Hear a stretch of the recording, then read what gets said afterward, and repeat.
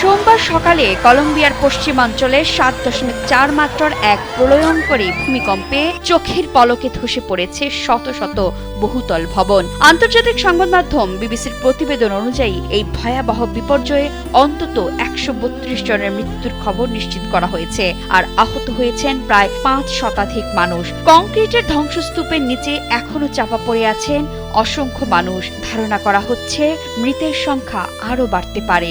বাঁচার আকুতি আর স্বজন হারানোর কান্নায় এখন ভারী হয়ে উঠেছে কলম্বিয়ার চারপাশের পরিবেশ। স্থানীয় সময় সকাল ৭:৩৪ মানুষ যখন দিনের কাজকর্ম শুরু করছিল, ঠিক তখনই মাটির ১০৩ কিলোমিটার গভীরে আঘাত হানে এই শক্তিশালী ভূমিকম্প। স্যান্ডেলিনাসো, রূপচর্চায় আভিজাত্য।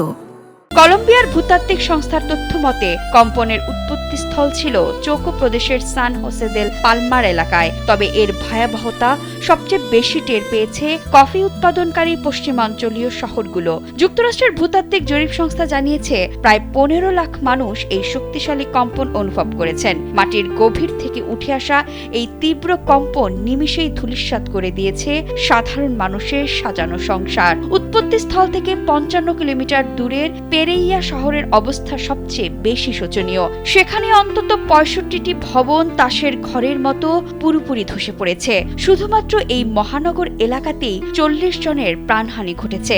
পরিস্থিতি নিয়ন্ত্রণে সেখানে ভোর পর্যন্ত কারফিউ জারি করতে বাধ্য হয়েছে স্থানীয় প্রশাসন। এছাড়া কালি শহরেও ৩২টি ভবন ধসে পড়েছে। আতঙ্কে মানুষ ঘরবাড়ি ছেড়ে রাস্তায় বেরিয়ে আসেন। মানিজালেস শহরেও প্রাণহানির ঘটনা ঘটেছে।